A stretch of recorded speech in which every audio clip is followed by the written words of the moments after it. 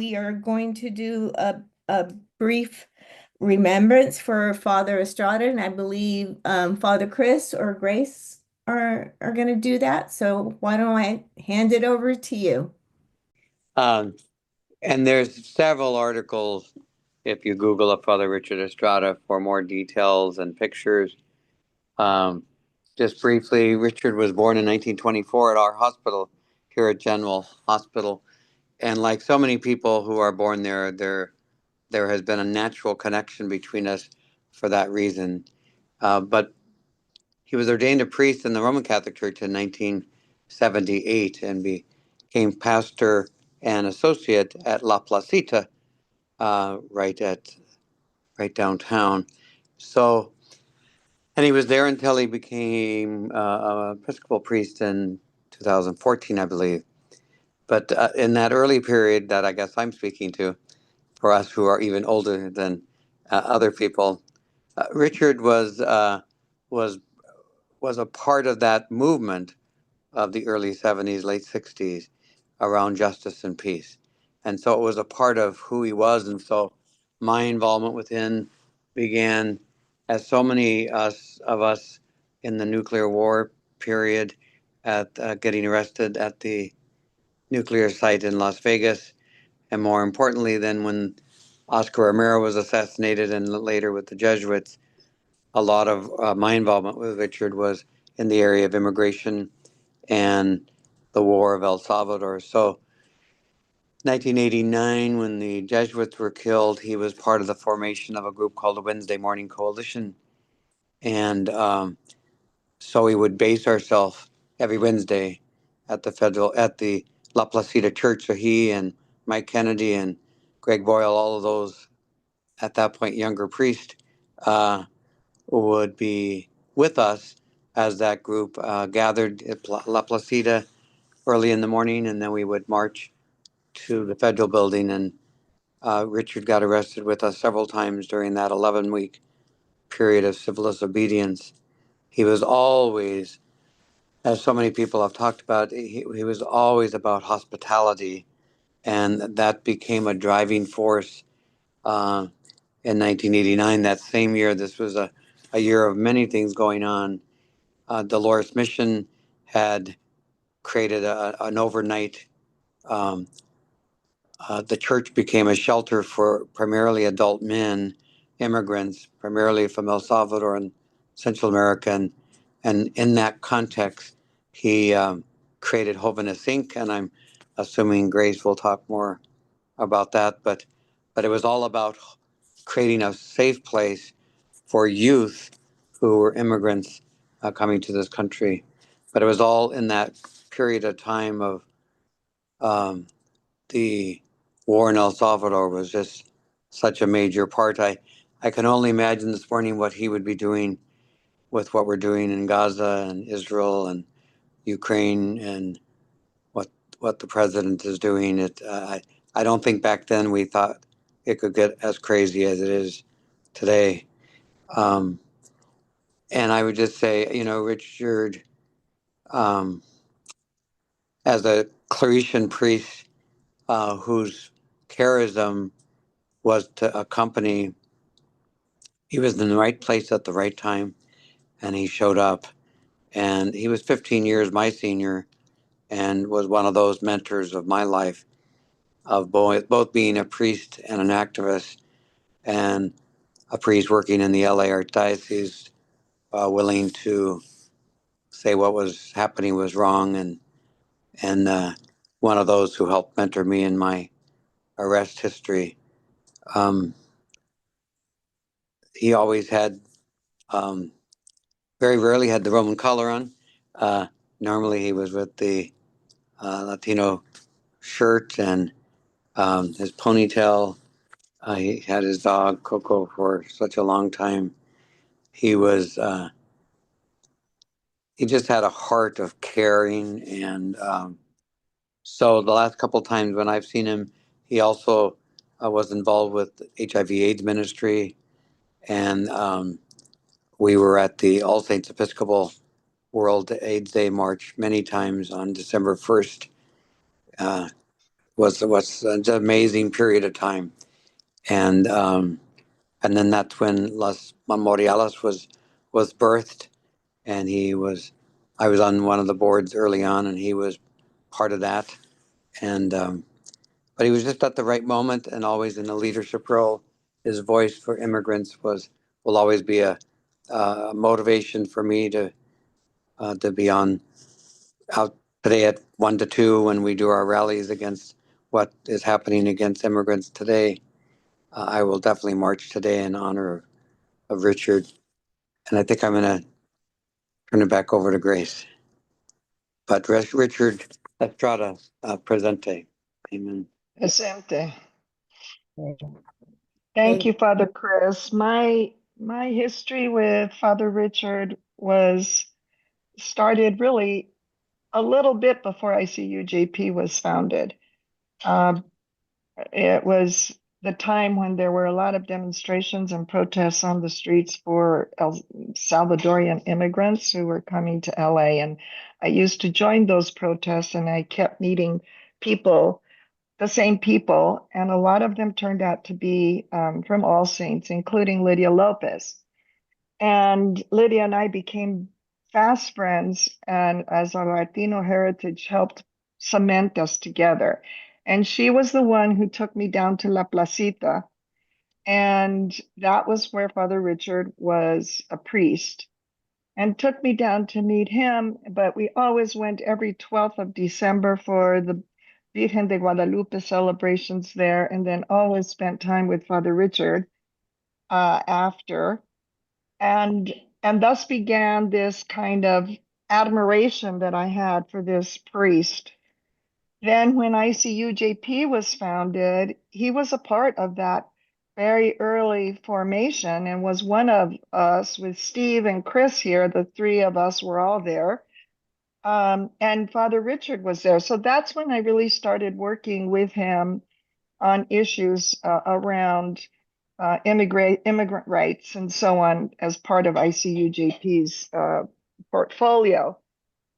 But it wasn't until more recently when, after he had joined the Episcopal priest, one of the things that really hurt him deeply was the abuse against children in the Catholic Church. And that was really hard for him, given that he was dedicating his life to saving kids who were on the streets and who were immigrants. And so he felt that he needed to move, and he came to the Episcopal Church. So it was there that we really started working together, and primarily around border issues. And in 2017, we took a trip, a group of us, down to Tapachula at the border of Mexico and Guatemala. And Father Richard was very quiet leader, because he wasn't one of these leaders who said, I think you got to go do this, or I think you got to go do that. Rather, he would sit and listen, and then he would voice his opinion in a quiet way. A very incredible model of nonviolence, but very firm in the way he would stand up for the rights of those who were oppressed and who were marginalized and who were beaten down. And so there in Tapachula, we also had a lot of fun times, and I saw the other side of him. And we rode the rafts down the river like the immigrants do who cross it, and he fell in. And you know, they're very precarious, these rafts that are put together by tires and pieces of wood. And he just laughed about it, and we all laughed about it. But then we continued working, and he is a lot of things that he worked on were really basically at this point in his life just around immigration and immigrant rights. And he got arrested again multiple times on the streets during that time. And then when Lydia died, they were such fast friends. It was actually through Lydia and Father Richard that I began to meet all the Latino leadership in political leadership in LA. He would have these lunches that he was invited to, and he'd call Lydia and me up. He said, "You guys come." And that's where I got to know Maria Elena Durazo and Hilda Solis and Xavier Becerra and, not so much Antonio Vida Regosa. That was on another thing. He was not so much in line with that. But all of these, and of course, Dolores Huerta. Um, so the way he exerted his influence was so unbelievable because of the relationships he had built, and because he would be next to people in their times of whatever that they were going through, whether it was, you know, illness or family issues. He was always there with all of these political people, supporting them quietly in the background, never taking a front row seat, but they learned to respect him. And so when we needed something from them, we'd call Richard and say, "Father Richard, can you please go tell Hilda Solis that we need her to come and step forth for this?" And she would. And this happened with all of them. They would respond to Father Richard. I don't know what we're going to do now without him unless all of you step into his shoes and begin doing the same thing. And then we were working after Lydia died on his idea. Let's start the Lydia Lopez Empowerment Center at Church of the Epiphany to continue the work that Cesar Chavez and all of those had done there in Lincoln Heights. The church had been a center for that movement. They had opened their doors. And so we founded the Lydia Lopez Empowerment Center. And he was absolutely like a dog with a bone in trying to find support for that and keep it up in a very gentle way. I don't know. I'm in Costa Rica right now, and he would call me here all the time. If wherever I was, he would call and say, "Grace, what do you think? We need to, what's happening now with the Lydia Lopez Center? Who has been contacted?" You know, he wouldn't let you loosen that bone either, as he was there and kind of pushing us to not give up.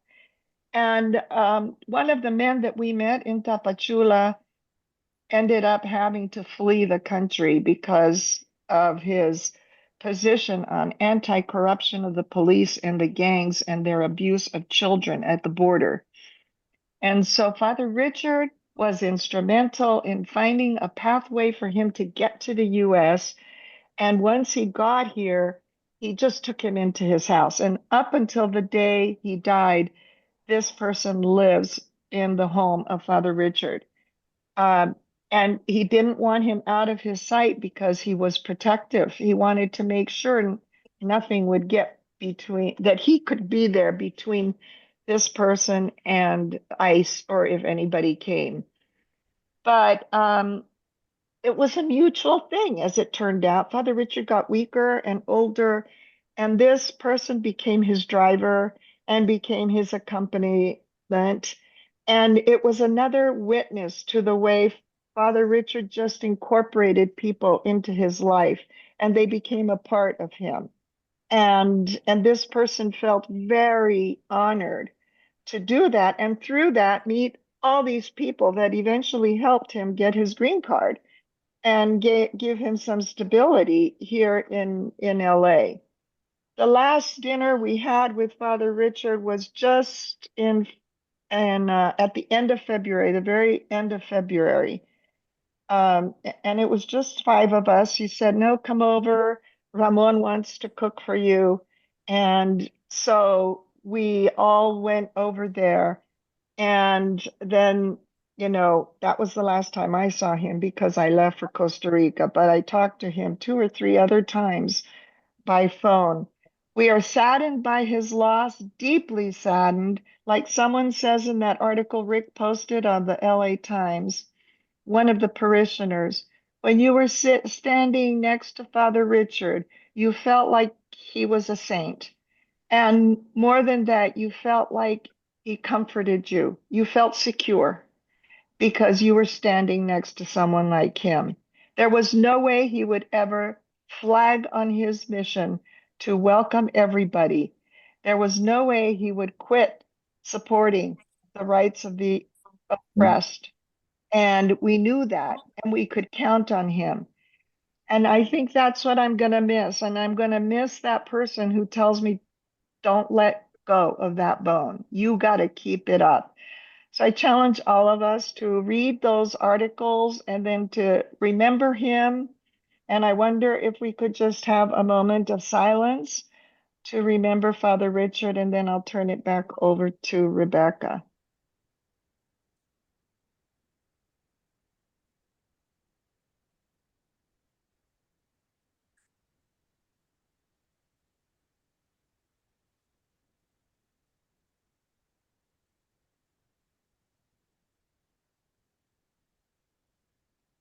Father Richard Estrada, presente.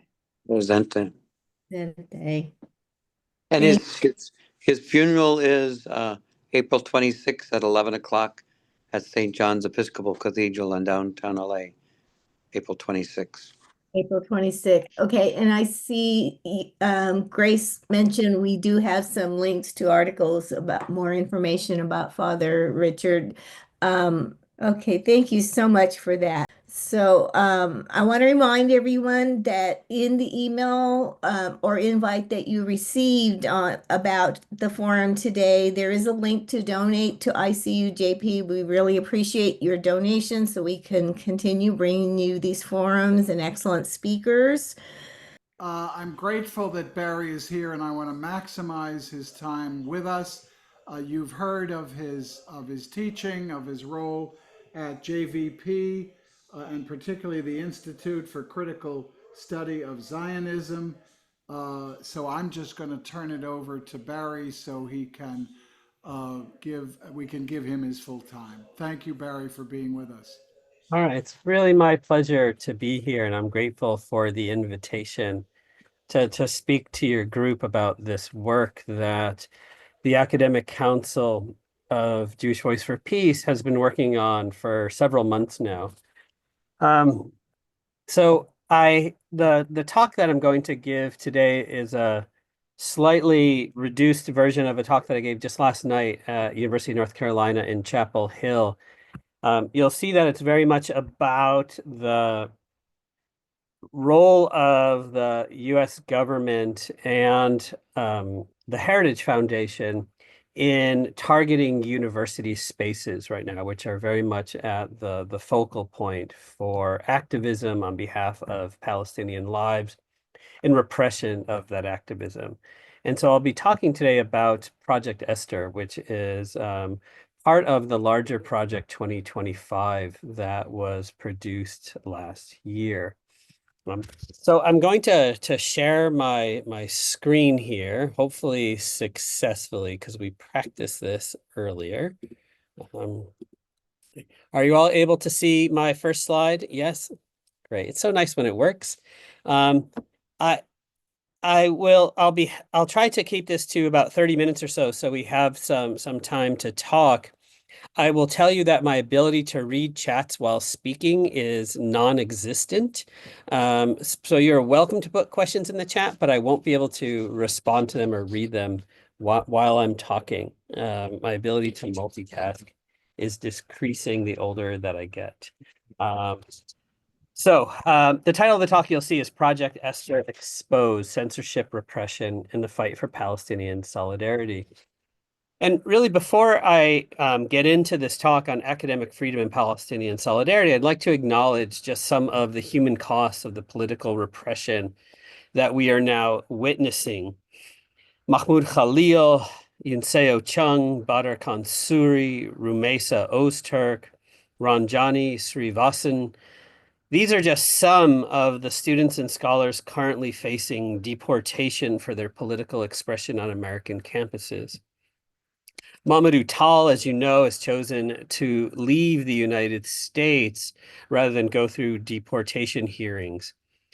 As I was preparing this talk over the last several days, the greatest problem that I had was having to restrict myself and not keep adding names to this list, because every day there's more and more people who are being targeted for deportation.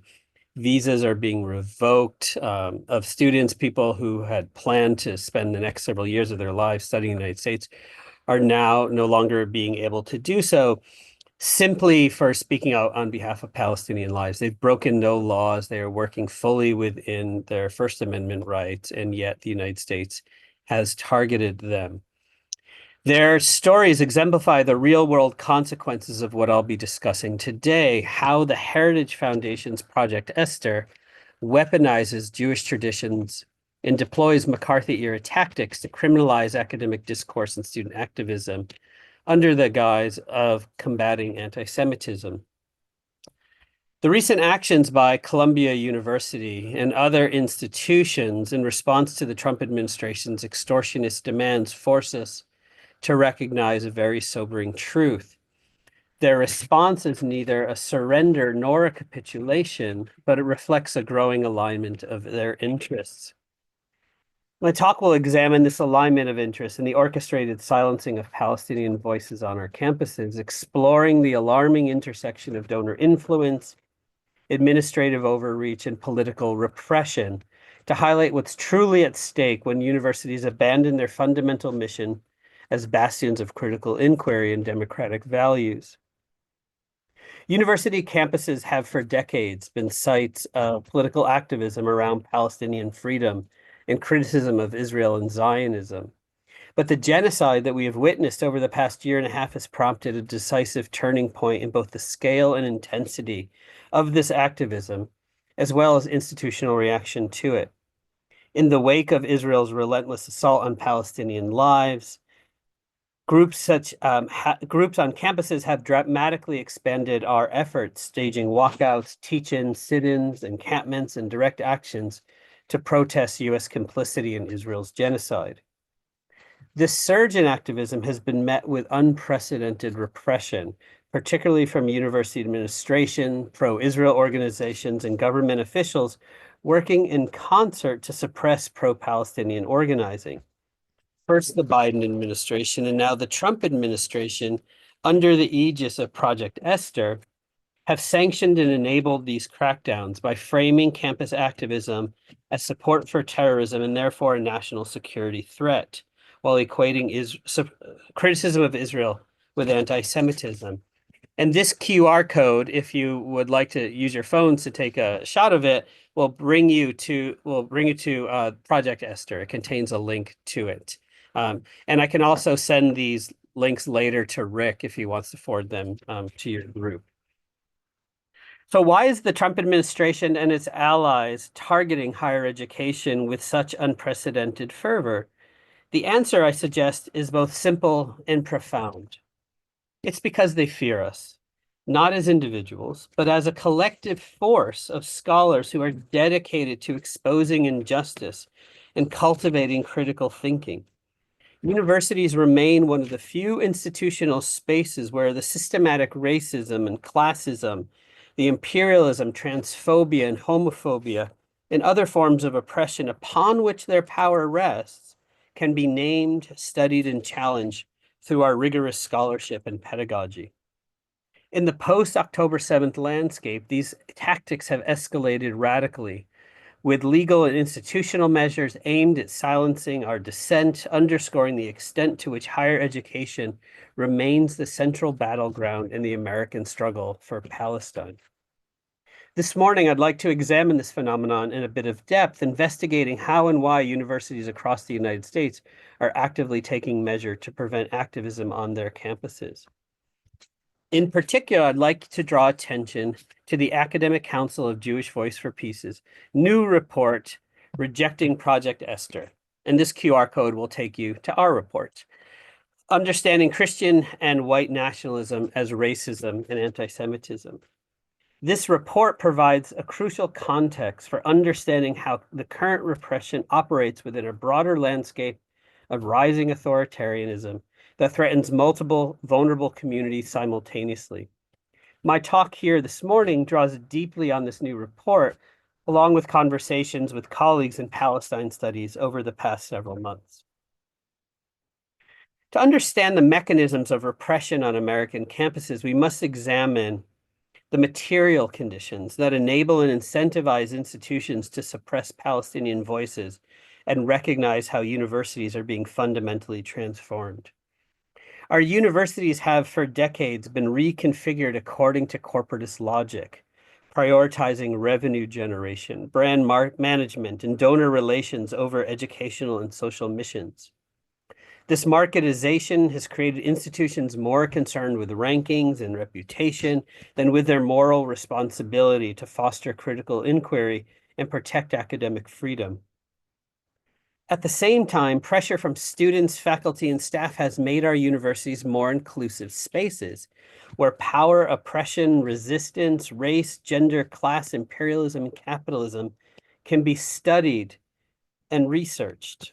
It is precisely this hard-won inclusivity and critical capacity that makes universities targets for those seeking to reassert traditional hierarchies of power. This transformation has created fertile ground for the targeting of Palestinian voices and other forms of critical inquiry. The Columbia University case exemplifies this shift. Their decision not only to accept but to exceed the Trump administration's extortionist demands reveals just how drastically institutional priorities have shifted. This strategy mirrors the broader right-wing attacks on transgender students and faculty that we've witnessed across the country. Both weaponize concerns of safety, anti-Semitism in one case, protection of children in the other, to dismantle the university as a site of free expression. Before our very eyes, universities are being transformed into mechanisms that advance right-wing, racial capitalist political agendas. The suppression of Palestinian voices and the manufactured moral panic about anti-Semitism serve as powerful tools to undermine academic freedom more broadly, creating precedents that threaten all justice-oriented work within academia. From research on climate change to studies of forced migration, gender, sexuality, and even public health initiatives like vaccination programs. University administrators frequently evade accountability for their vulnerability to these political and economic pressures by deploying a rhetorical strategy that equates protecting Jewish student safety with suppressing speech that highlights Palestinian experiences. These institutional leaders reframe substantive criticism of Israeli policies as inherently threatening to Jewish student safety, positioning themselves as defenders of religious tolerance rather than as actors responding to financial and political incentives. And here I just want to show you two images from my university from last October 7th. I had organized a talk by my dear colleague, Rabab Al-Duhadi, who's at San Francisco State University. She is Palestinian. She was going to be reflecting on the year of genocide and Palestinian resistance. That event was canceled in the name of protecting student safety on my campus. And we were told that no events that were inherently contentious could occur on that day. And yet the university allowed and even supported a pro-Israel vigil that evening on campus, at which my university president and our chief leader of DEI initiatives stood in front of Israeli flags in support. So this calculated deflection, protecting Jewish student safety, serves multiple institutional purposes. It dismisses legitimate academic discourse as harmful speech. It transforms political critique into a matter of campus security, marginalizes non-Zionist Jewish students, staff, and faculty as somehow inauthentic members of the Jewish community, and falsely positions the university as a neutral arbiter rather than an institution with vested interests of its own. Developed by the right-wing Heritage Foundation's National Task Force to Combat Anti-Semitism, Project Esther was also released on October 7th of 2024. The document presents a comprehensive framework aimed at addressing what it views as a crisis in anti-Semitism and located within Palestinian advocacy organizations operating within the United States. It proposes a coordinated approach across multiple sectors, including academia, legal systems, media, and government, to counter organizations and individuals it considers to be part of this network. The strategy outlines specific objectives, including disrupting funding streams, monitoring communications, limiting campus access, and implementing legal measures against targeted organizations. The initiative is led by co-chairs Mario Bramnick, who I've quoted here, and Luke Moon, who are self-identified Christian nationalists whose support for Israel stems from their belief that the Jewish presence in the Holy Land will precipitate the end times. The document frames these efforts as necessary to protect Jewish Americans and U.S. national interests, with a timeline of 12 to 24 months to achieve its goals. One of the most troubling aspects of Project Esther is its creation and promotion of a fictional entity it terms the Hamas Support Network. This fabricated network of supposedly encompasses virtually all pro-Palestinian organizations, student groups, academic programs, and individual activists in the United States. The fabrication of this shadowy Hamas support network, allegedly operating throughout American institutions, mirrors the very anti-Semitic and Orientalist conspiracy theories that have targeted Jews throughout history.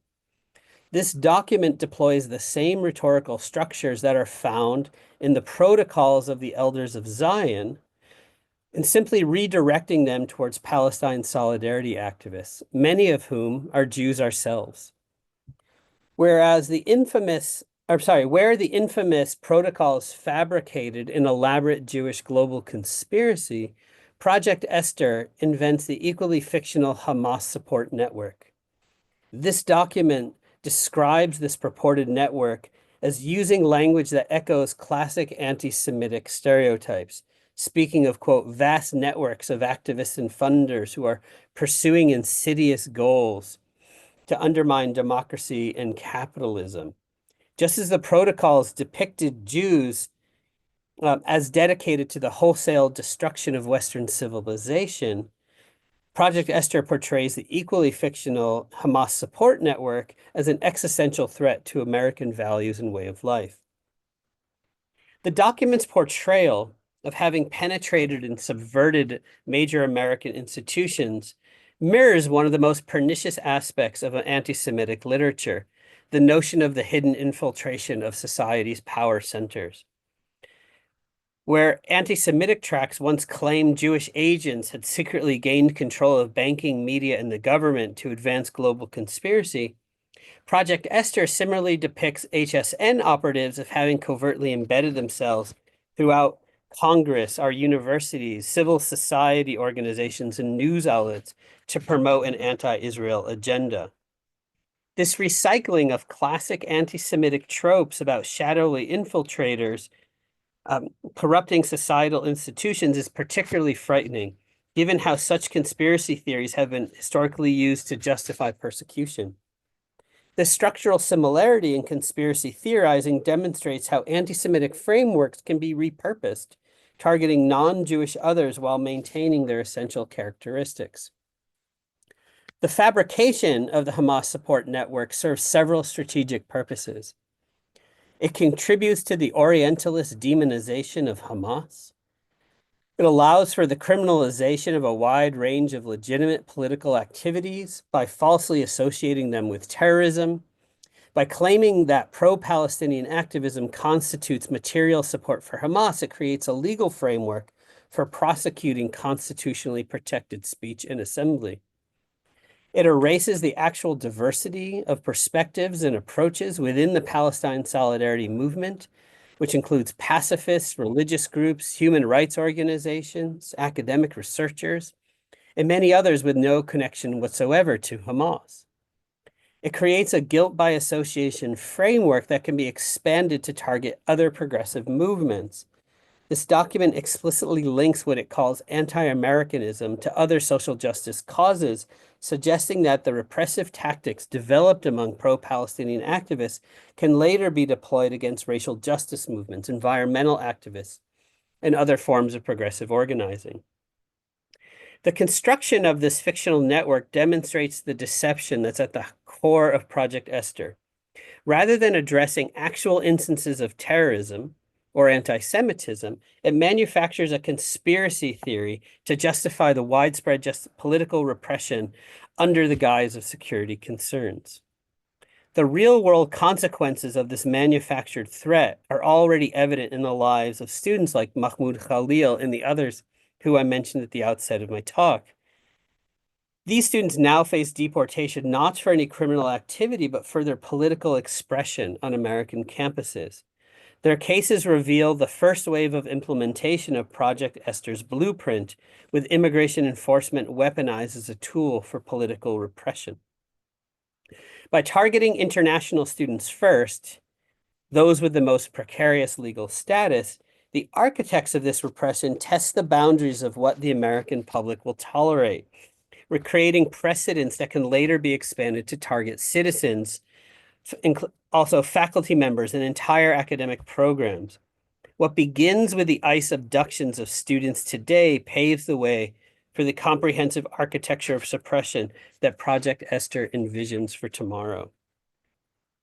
To understand why universities have reacted so forcefully to critiques of Israeli actions, and why administrators and authors of Project Esther repeat the big lie that they are acting in the interests of Jewish safety, it's important to examine a deeper historical and ideological framework that shapes these responses.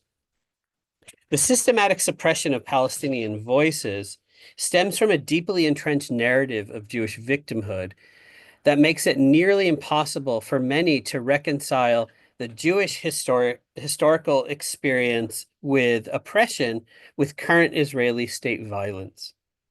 This framework has created a form of intellectual paralysis in which legitimate criticism of Israel is reflexively interpreted as anti-Semitism, and in which the very possibility of Jews as perpetrators of state violence, of racial apartheid, and even of genocide becomes almost unthinkable. So I'm going to take a step back historically here. So throughout the Middle Ages, Jews held a distinctive status as the eternal other within European Christian society, while Muslims were portrayed as the threatening external other. This binary othering system enabled European Christian identity to establish itself in opposition to each, creating a framework that rationalized the persecution of both groups. European urban planning often reflected this dynamic, with Jewish quarters physically segregating Jews into ghettos while maintaining their accessibility for economic functions considered necessary but morally questionable.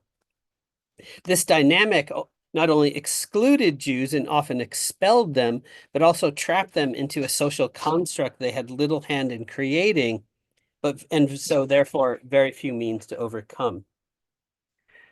The culmination of this systematic othering came during World War II and the Holocaust, an event of such unprecedented brutality in Jewish history that it shifted the world's perception of Jews. In the post-Holocaust era, a new liberal narrative emerged that reimagined Jews not as the unassimilable other, but as the ultimate victims of history, and that atonement for these sins must be manifested through the uncritical support of Israel as a Jewish state. Since the West couldn't trust itself to preserve its Jewish population, it looked to colonial solutions to preserve Jewish safety abroad in the land of Palestinians, and to which Jews had a religious and growing national ties. Ignoring its long history of genocidal violence in colonized spaces, Western consciousness transformed the Holocaust into a uniquely defining moment, shaping Jewish identity into a narrative of incomparable suffering to which the world owed an unpayable debt. This perspective, of course, was as reductive as previous stereotypes, simplifying the rich complexities of Jewish history and identity into a singular dimension of victimhood. Similarly, Zionism's purpose was also reframed.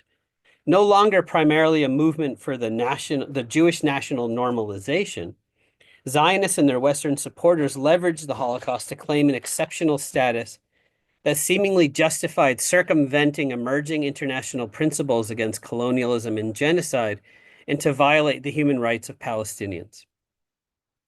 This narrative of Jewish exceptionalism as victims carried profound implications, most violently for Palestinians. In an era of decolonization, when many nations were struggling to throw off the legacies of imperialism, the state of Israel was established at the expense of the indigenous Palestinian population. The creation of Israel in 1948 was framed in the West as an act of restitution, a homeland for a people who had endured unimaginable suffering. Yet this framing overlooked the fact that it displaced another population, perpetuating a cycle of dispossession and violence. The narrative of Jewish victimhood and exceptionalism allowed Israel to claim moral legitimacy, even as it engaged in policies that mirrored the colonial practices of other nations. So I'd like to now talk about how Project Esther diverts our attention from the real anti-Semitism that still remains present in our world and I think is escalating in many spaces. So the irony that's at the heart of Project Esther is really quite profound. While claiming to combat anti-Semitism, Project Esther diverts attention from the actual sources of anti-Jewish violence that are present in America today. White supremacist and Christian nationalist movements, the very ideological camps from which the Heritage Foundation emerges, poses the greatest threat to Jewish communities. From the Tree of Life massacre to the torchlit marches of Charlottesville, actual anti-Semitic violence comes not from Palestinian solidarity activists, but from the right-wing movements that Project Esther strategically ignores. This misdirection serves a specific political purpose. By focusing exclusively on criticism of Israel as a defining threat to Jewish communities, Project Esther obscures the very real danger posed by white supremacists that have been responsible for nearly all violent anti-Semitic attacks in the United States in recent years. This allows these movements to advance their broader agendas while posing as defenders of Jewish safety through their support of Israel. The focus on campus activism as a primary threat to Jewish students similarly diverts attention from more significant challenges facing these students, including actual instances of anti-Semitism from right-wing sources. By creating a climate where criticism of Israel dominates all discussions of Jewish safety, universities miss opportunities to address genuine anti-Semitism when it appears. So, having just celebrated the holiday of Purim, in which Jews acknowledge Esther's courage in speaking truth to power, we would do well to recognize the profound misappropriation of her story by those who seek not to protect Jews, but to silence dissent and criminalize solidarity. The true lesson of Esther isn't separation and fear, it's the power of revealing one's identity and standing with the persecuted against powerful forces of hatred. The book of Esther tells the story of a Jewish woman who, finding herself in a position of relative privilege in the Persian court, chooses to risk that privilege to save her community from genocide. She uses her power not to elevate herself above others, but to protect the vulnerable from systematic violence. It's a complicated story that seems to condemn and sometimes even advocate for genocide at the same time.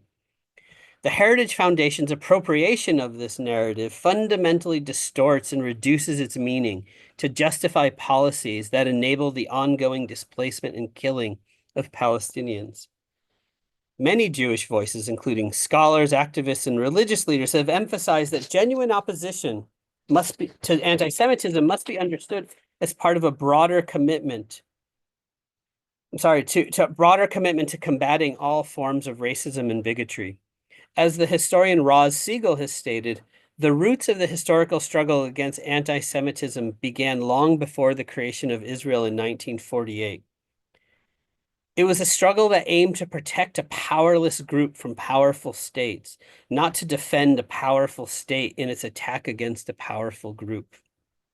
It was a struggle for a people to live in dignity in a society where everyone's humanity is recognized, not to legitimize a state where leaders, politicians, and TV anchors openly call to wipe out people and places. Many Jewish anti-Zionist activists have spoken out against the misuse of accusation of anti-Semitism to shield Israel from criticism. They reject the racist and nationalist definition of Jewish peoplehood that's offered by organizations like the Heritage Foundation. They believe that Jewish liberation must be a struggle waged against, waged alongside all racialized and colonized people across the globe, especially Palestinians. Against Project Esther's efforts to marginalize and silence anti-Zionists, our voices insist on our presence and our voices to be heard. We would do well, I think, to remember other Esthers from Jewish history who point a better path towards an inclusive future. And so I've just picked two from history here to show you. The first is Esther Frumkin, who was a Bundist leader, so a Jewish labor organizer in the Russian Empire, and then became part of the Soviet Union, very active within the Soviet Union, trying to fight for Jewish rights. And then Ethel Rosenberg, who I think is familiar to everyone here, whose first name was actually Esther, although she went by Ethel. So I've included her here, who is obviously a labor and union organizer who was murdered for her beliefs by the federal government, which accused her of spying for the Soviet Union.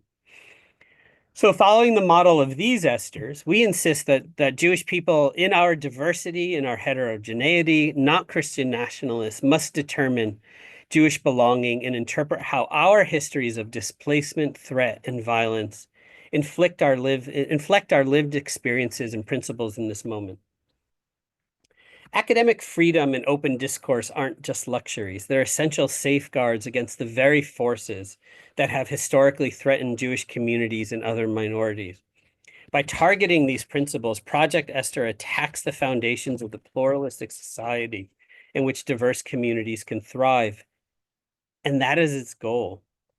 The power of this exceptional framework may help us explain why universities, like my own Wake Forest, react so defensively to Palestinian voices and perspectives. And in this slide that I'd like to show you here, these are pictures on either side or of new security cameras that were installed around campus following a very, very small encampment that was held by some brave students last May. And in the middle are new policies regarding internet surveillance. So everything that is sent over the university network, like the very talk that I'm giving right now, is subject to surveillance by the university under these new policies. So when we demand recognition of Israel's genocidal violence, we threaten not just institutional funding or donor relations, and really, in truth, don't threaten Jewish safety at all. But what we threaten is an entire ideological structure that has rendered Israeli state violence almost invisible. Our voices expose the fundamental contradiction between universities' proclaimed commitment to critical inquiry and their reflexive protection of certain narratives from scrutiny. This reality presents a crucial challenge for those of us who work in academic spaces. If universities cannot create space for Palestinian perspectives and experiences, if they cannot allow for examination of Israeli state violence, then they fail not only Palestinian students, scholars, and scholarship, but their own foundational missions. In the face of this comprehensive architecture of repression, what strategies might scholars, students, alumni members, and academic institutions employ to protect the spaces of free inquiry that are essential to democratic life? I would like to assert that several approaches warrant our consideration. First, there's the power of non-compliance. As Albert Einstein wrote during the McCarthy era, non-cooperation with repressive regimes is revolutionary, even when it carries personal and professional costs. When faced with demands to cancel events, monitor classrooms, or impose ideological tests, academic communities must choose principled resistance. Second, coalition building across diverse communities and interests is essential. Project Esther explicitly aims to exploit fissures between groups. The antidote to this is deliberate solidarity that recognizes how various struggles for justice are interconnected. Faculty across disciplines, students from diverse backgrounds, and academic professional organizations must recognize the attempts to divide them and respond with unified defenses of academic freedom. Third, institutional transparency and accountability mechanisms must be strengthened. When university administrators cancel events or discipline faculty under donor pressure, these decisions often happen behind closed doors. Creating clear public processes for academic decision-making can help prevent the quiet erosion of academic freedom through administrative action. Fourth, alternative funding models for universities must be developed that reduce our dependency on donors with explicit political agendas.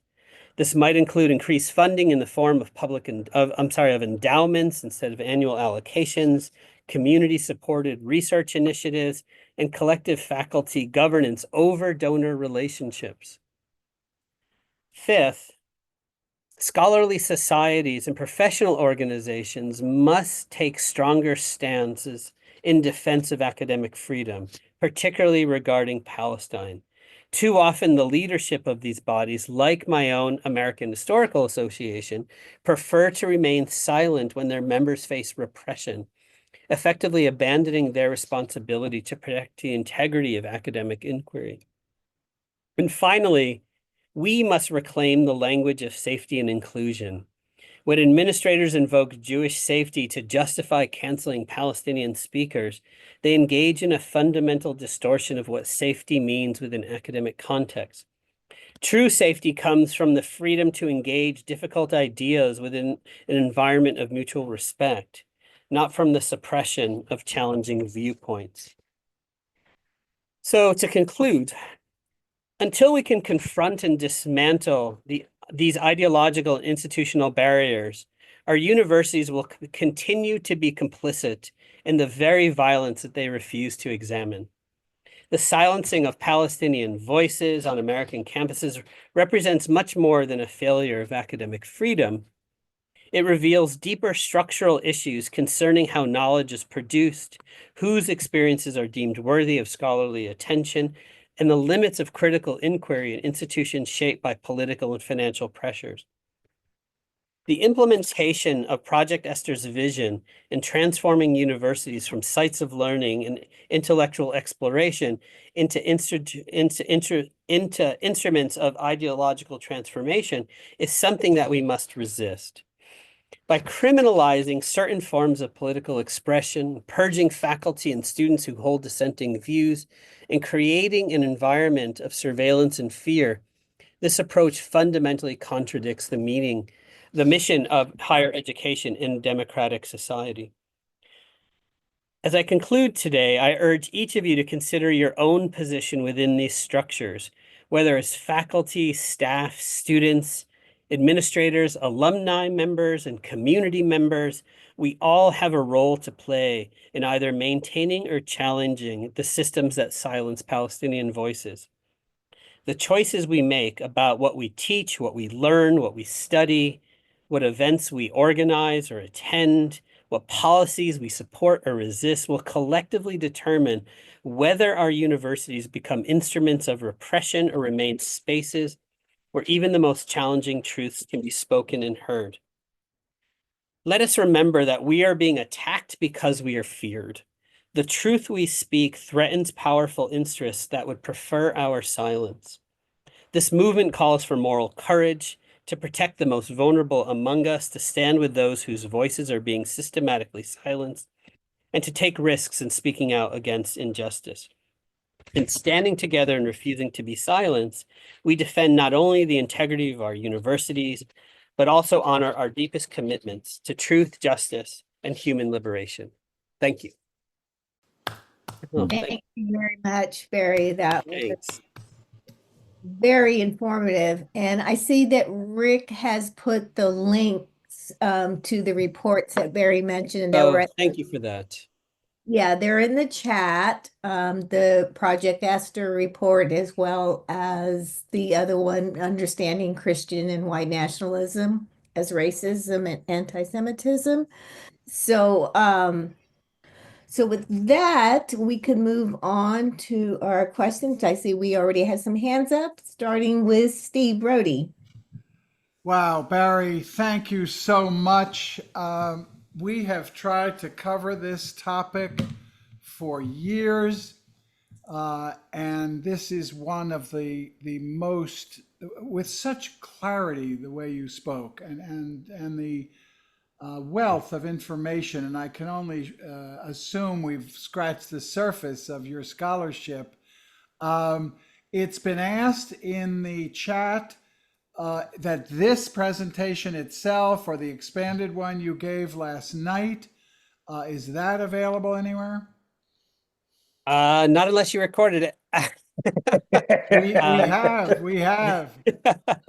Um, yeah, I mean, yesterday was the first time that I gave it. I'm hoping to publish this as a talk in the next coming weeks. I still need to refine it. I have to add footnotes, the usual.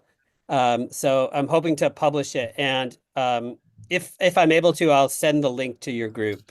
Oh, well, first of all, please do. I know you're overwhelmingly busy getting this out to audiences, both in a visual speech, but in the text of it with the slides and footnotes would be an immense public service. Well, thank It you. just needs to be seen. Have you been invited to Congress at their anti-Semitism hearings that they're giving? I was once in 2017. I spoke to Congress, seated, I think, between like the head of the Anti-Defamation League on one side and the World Jewish Congress on the other. It was not a fun day, as you can imagine. But not since 2017 have I been invited. Well, talk to your congressman, Yeah. have them invite you Unfortunately, back. it's Virginia Fox, Oh no. who's Well, who's fine. leading the fight against us. Maybe Jamie Raskin or someone else Yeah, will maybe Alan invite you. Nadler. Yeah. Just briefly, do you know of any national association of alumni? I've been searching. I went to Northwestern. I'm speaking up, speaking against many of the things Northwestern is doing, and Columbia Law School. So I've got two black marks on my resume. But are you, and I was yearning to find alumni, and it was one of the lists of your action items for, and I think we have many alumni of many institutions right here on this screen as well as in this recording. Are you aware of any central place that alumni have come together so that we are not scampering around to reinvent the wheel? To speak up. I'm not, and it's a great question, but I'm part of many different academic networks, and I will put out some queries to them because alumni have enormous authority within institutions. Alumni are the donor base. It's my sense that from the moment that students are accepted into universities, they're already being targeted for fundraising, for development, for advancement work. And so that gives alumni groups enormous leverage. I mean, they have to pay attention to you in ways that they don't have to listen to faculty because we're just the employees. So they just treat us that way. Right here, let's form Alumni for Academic Freedom. I love it.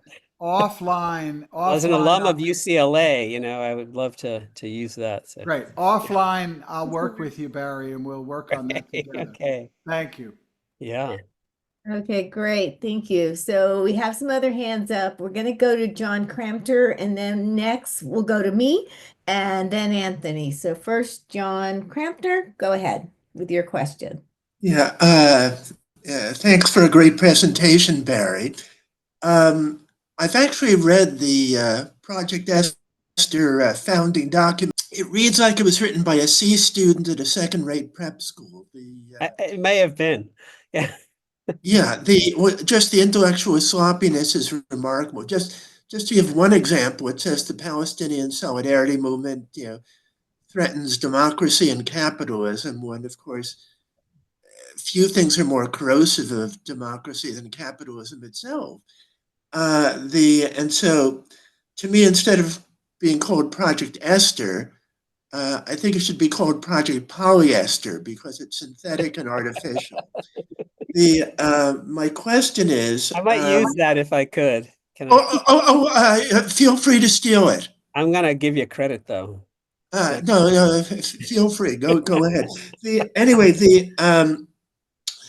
My question is, to what extent have right-wing groups like the Heritage Foundation traditionally been fierce opponents of anti-Semitism? Because I can't think of anything, and you think of like the Gregory Peck film Gentleman's Agreement, they're usually the ones propounding it, not opposing it. Yeah, so what has happened over the last couple decades, I really think since the collapse of the Oslo Accords, is that increasing numbers of Republicans have recognized that there's utility in declaring their support for Israel and the fight against anti-Semitism and claiming that for themselves. If you think back to the first Bush administration, right? James Baker, who is the Secretary of State, remember famously said, "Excuse me, everybody here," saying, he's very famously said, "Fuck the Jews, they don't vote for us anyways." Right? And so Republicans weren't concerned with these issues. But there was a recognition in the wake of that American Jews could, maybe be pulled a bit rightward over this issue, but even more so that Republicans could latch onto the growing Christian evangelical movement's attachment to Zionism, which they see not out of concern for Judaism, but they have a belief of the end times that requires a Jewish presence in the land of Israel. The reconstruction of the temple as initial steps that are required to bring about the return of Jesus Christ, right? To bring about the Messianic age. So there's no concern for actual Jewish lives here, right? Jews are being instrumentalized in this way. The fight against anti-Semitism is being weaponized here, not out of concern for Jewish safety, for your safety, for my safety, but really because it serves their own ideological commitment. And so that's the fight we're waging. Thanks. All right. Okay. My hand briefly came down. So let's go to Anthony next for his question. Again, Barry, I want to thank you so much. It's so encouraging and inspiring to see academics like you standing up for academic freedom. So my question has to do with what institutions are launching a opposition in the courts against this. It seems to me that just like the attack on law firms is a form of extortion, this is using the power of the purse to basically suppress academic freedom. Yeah. It's really different from McCarthyism in that respect. McCarthy didn't have the power of the purse the way the president does. Yeah, so it seems to me that there's a very solid legal case that could be taken to the Supreme Court. And what institutions are doing it so we can be supportive? Yeah, so there's two in particular that I can think of that are really doing that sort of work. The first is a group called AAUP, which I've been a member of for many, many years. And it's sort of the national professional organization. It's the American Association of University Professors. It's the national organization that sort of leads the fight. And since October 7th of 2023, they have new leadership, which is much more sort of forward thinking. They're working to unionize in lots of spaces. And they, along with the Center for Constitutional Rights, have been really pushing forward the legal challenges against this. The other thing that we're starting to see is that there's a split between university responses. So we know that Columbia capitulated. We know that Harvard has capitulated. Near you, Pomona College has capitulated and is handing over student conduct records to the federal government. Students who broke no laws, but maybe violated, campus policies. Those students are being targeted on the one hand. But now we're starting to see that other universities are starting to push back a little bit. So Tufts University, for example, released a very strong statement in favor of its student who was abducted by ICE agents. I'm sure we all saw that video of Rumesa Ozturk. Just yesterday or today, Brown University pushed back against rumors that the Trump administration is going to pull its funding the way that it was done to Columbia. And they're insisting on their right to have their own academic freedom and not be bullied. And so I'm hoping that as more institutions pose a challenge to this, it will allow weaker institutions like myself, which never leads but always follows, to actually sort of have the courage to do the right thing. So I want to be clear, there's no university that is that is going to court as an institution that you know of, right? Not yet. Okay. I suspect though, if universities like Brown do face drastic cuts to their funding, they may make legal challenges rather than, capitulate. Okay, thanks. Yeah, sure. I hope so. Yeah, me too.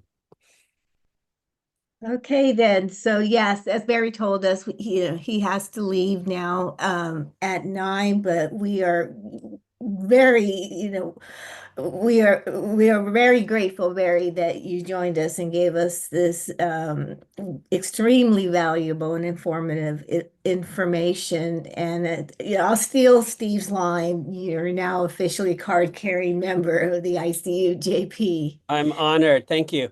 And I We hope apologize to for have you back, Yeah. for follow-up. I definitely, a lot more questions and give you some more time to Thank come. you.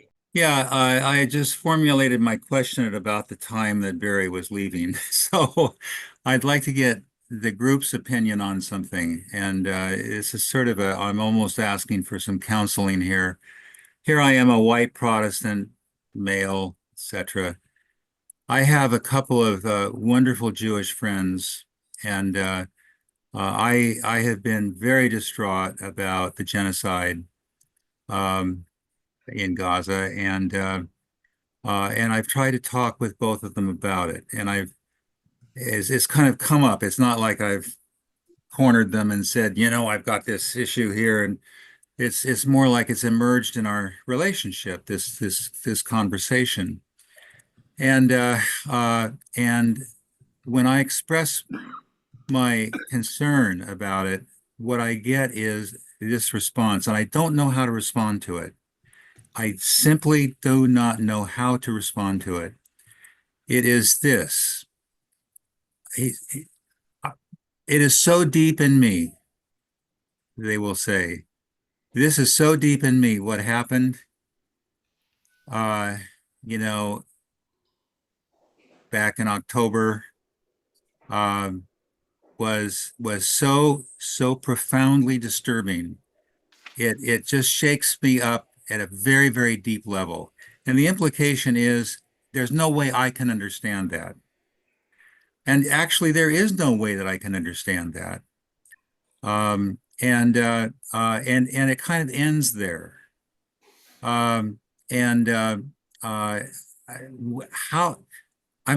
We can argue about, the particulars of the whole occupation, the apartheid, and what happened in October was not in isolation, and etc. So you can talk about all of those particulars, but then it ends up with this. But there's no way that a white Protestant male is ever going to understand how deep it is in us.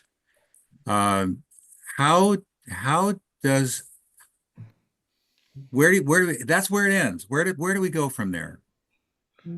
Go ahead, Steve. Rebecca, this is worth a conversation and maybe an entire program. I put in the chat that if not now, Jewish Voice for Peace, Bend the Arc are addressing all of this and largely from a Jewish perspective. If you don't think you have the cred, then how about a white convert to Judaism, which is what I am? So much of the answer to your question is embedded in what Barry shared with us today, because he grounded so much of his talk in Jewish values, in Jewish teaching, into the origins in the Talmud of justice, justice, justice. So, calmly you would talk to your friends that no one, and this group I think has been clear. There are some differences about October 7 in terms of the right of a revolutionary group to use violence to react to the oppressor. We've had that debate in this circle and others for decades. What is the right of the ANC in South Africa, of revolutionary groups in Latin America to fight back with violence? We could put that in the mix, but we can also, as the International Court of Justice, the ICC, have simultaneously charged Netanyahu and Hamas with war crimes. And you can hold two thoughts at once: to bemoan and feel grief over the loss of approximately 1,200 people on October 7, and then you can bemoan the loss of over 50,000 Palestinians since then. And anyone who is deeply Jewish would have to reflect on their values, and that the Holocaust is not a blank check for genocide, that you do not get to react to your oppression by oppressing others. And we could expand on all of those themes. Serious people are speaking and writing about that from a Jewish perspective. And I think in part that's what you could share with your Jewish friends who raise those issues. Thank you. I'll add to that as somebody who's studying Judaism with non-Zionist rabbis, that yeah, it just Project Esther. I don't know if Barry mentioned it, but there is no Jewish author involved with it. It was strictly authored by white male Christian nationalists. So that gives you some perspective on where we're going. There seems to be me a lot of resentment now growing against the white Christian nationalists because they are hijacking Judaism. Why don't we take the three hands that are up and then turn to Yeah. our reflection? Okay, so we got well, I saw Vinny's hand was up first, I think, and then we'll go to Kendra and Anthony. Richard, in direct answer to your question, I think you're absolutely right. And their position is correct. You can't understand their feeling.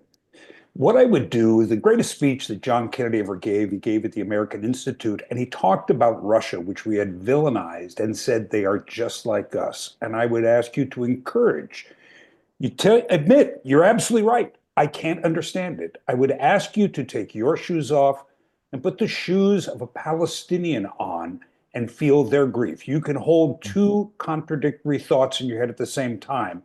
And if you can understand them, the language of genocide is common everywhere, the otherization of individuals.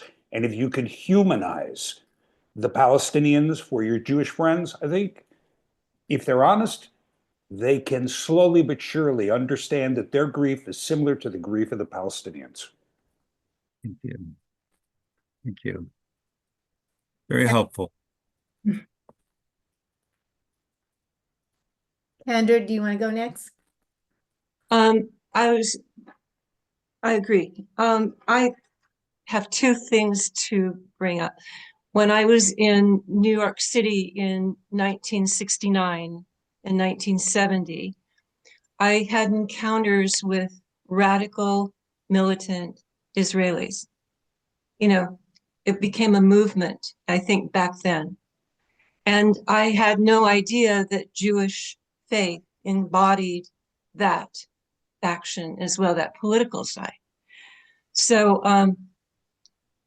I accepted it, and but I've always kind of held the two, the faith of Judaism and the political action of Israel apart. So I'm not a Jewish person. Obviously, I'm a Christian, and I belong to the most liberal branch of the Lutheran Church, which is called Evangelical Lutheran, which is, you know, it's a contradiction to what we think of Christianity. But my pastor at the Danish Lutheran Church in Yorba Linda has on the website, first thing is that you see when you go to the website is human first, then Christian. And that has been her focus for as long as I've belonged to and participated in that congregation. We have Barry brought up a very interesting thing for me, and that's that the Christian, the fundamentalist Christian, the evangelicals, the Christian white movement is trying to build towards the messianic future of Christians that is spoken about in the Bible. But they don't realize that they're not going to get there by being inhumane. You have to go through the work of your faith to get there. And I think that's politicizing religious groups is not going to get any religious group where they want to go. So that's my statement. And it's been, I'm so glad that I joined you guys this morning. Thank you for being here. Thank you. Thank you for coming. Okay, we'll go to Anthony and then we'll move to the reflection. Well, again, thank you, Richard, for your really important question. I'm going to come at this from my experience with the Compassionate Listening Project. I went in 2005 to Israel, Palestine, and we were trained in how to listen compassionately and non-judgmentally. And I heard stories, sometimes heartbreaking stories, of Palestinians and Jews who had been deeply traumatized by the conflict. What I learned from that experience is that Palestinians and Jews are both deeply traumatized people. They've been through horrendous suffering that we can't imagine if we haven't been through it ourselves. Having said that, I found that there were Palestinians and Israelis who had learned lessons of compassion from their suffering. And that's one of the great achievements, I think, of Judaism, is to take their suffering and be concerned about the suffering of others who are oppressed. And we see that all the time. The Jewish Voice for Peace and other organizations of Jews who are saying, you know, we've been really hurt, we've been really traumatized, and we don't want other people to suffer what we've suffered. That's part of the healing process that many of us go through who have been abused or hurt in our lifetime. We can either become abusers ourselves, or we can be on the side of ending abuse for others. All right, thank you very much, Anthony. Okay, so now we're going to move to our reflection that we moved down in our order. So I'm going to ask Carol Francis to introduce this very unique presentation of the reflection. Hey, these are excerpts from Dr. Martin Luther King's Beyond Vietnam, Time to Break the Silence, that he gave exactly a year to the date before they killed him on April 4th, 1967. This is the anniversary of that talk. I realized I could never again raise my voice against the violence of the oppressed in the ghettos without having first spoken clearly to the greatest purveyor of violence in the world today, my own government. We are on the side of the wealthy and the secure while we create hell for the poor. Somehow, this madness must cease. The great initiative in this war is ours. The initiative to stop it must be ours. There is something seductively tempting about stopping there and sending us all off in what in some circles has become a popular crusade against the war in Vietnam. I say we must enter the struggle. But I wish to go on now to say something even more disturbing. The war in Vietnam is but a symptom of a far deeper malady in the American spirit. In 1957, a sensitive American official overseas said that it seemed to him that our nation was on the wrong side of a world revolution. The words of the late John F. Kennedy come back to haunt us. 5 years ago, he said, "Those who make peaceful revolution impossible will make violent revolution inevitable." Increasingly, by choice or by accident, this is the role our nation has taken, the role of those who make peaceful revolution impossible by refusing to give up the privileges and pleasures that come from the immense profits of overseas investment. I am convinced that if we are to get on the right side of the world revolution, we as a nation must undergo a radical revolution of values. A true revolution of values will soon cause us to question the fairness and justice of many of our past and present policies.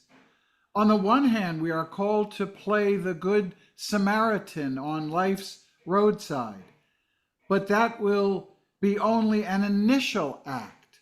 One day we must come to see that the whole Jericho road must be transformed so that men and women will not be constantly beaten and robbed as they make their journey on life's highway. True compassion is more than flinging a coin to a beggar. It is not haphazard and superficial. It comes to see that an edifice which produces beggars needs restructuring. A true revolution of values will soon look uneasily on the glaring contrast of poverty and wealth. With righteous indignation, it will look across the seas and see individual capitalists of the West investing huge sums of money in Asia, Africa, and South America, only to take the profits out with no concern for the social betterment of the countries, and say, this is not just. The Western arrogance of feeling that it has everything to teach others and nothing to learn from them is not just. A true revolution of values will lay hands on the world order and say of war, this way of settling differences is not just. A nation that continues year after year to spend more money on military defense than on programs of social uplift is approaching spiritual death. These are revolutionary times. All over the globe, men are revolting against old systems of exploitation and oppression, and out of the wombs of a frail world, new systems of justice and equality are being born. The shirtless and barefoot people of the land are rising up as never before. We in the West must support these revolutions. It is a sad fact that because of comfort, complacency, a morbid fear of communism and our proneness to adjust to injustice, the Western nations that initiated so much of the revolutionary spirit of the modern world have now become the arch anti-revolutionaries.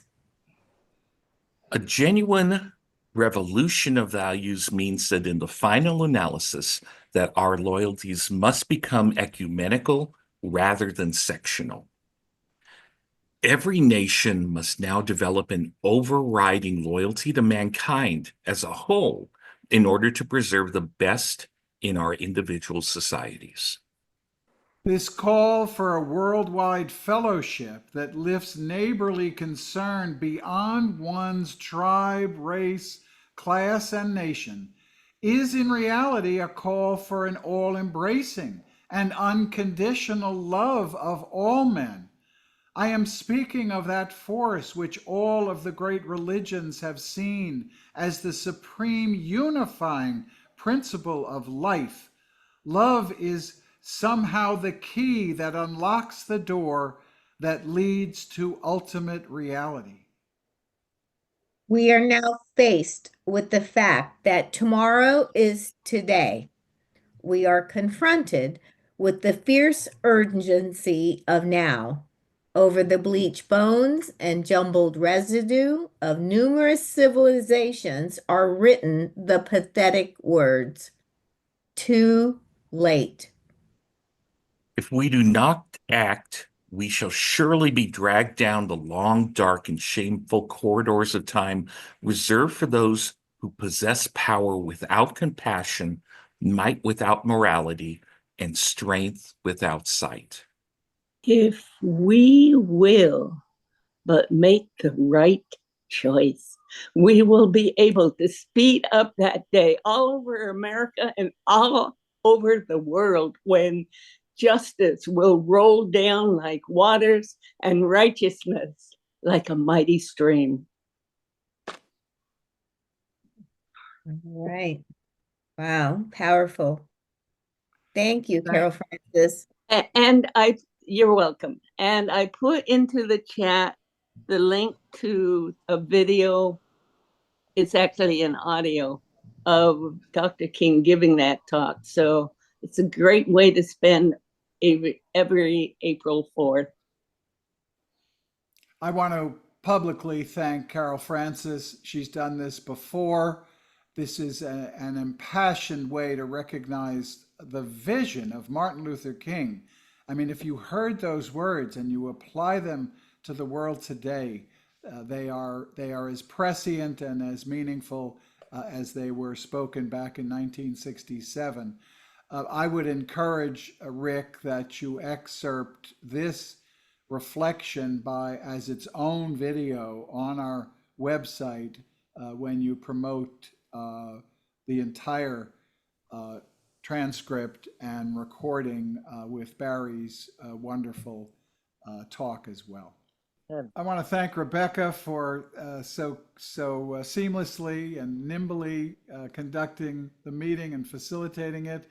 I want to thank Carol Francis for organizing and presenting such a beautiful reflection along with Rebecca and Rick and myself. I want to welcome newcomers. Kendra Cargo, please rejoin us. I think you may have found a home, and you will get an announcement however you got it today. Join us next week. I see our international chapter in Pakistan is here, represented by Shahzad. We appreciate your coming and joining us, as well as everybody on this screen. Be safe, but make good trouble this weekend in the spirit of John Lewis, and do something good each day for yourself, your family, and your community and the world. And we will see you back here next Friday. And I just want to thank Rebecca, Rick, and Steve for doing a great job. Thanks, everybody.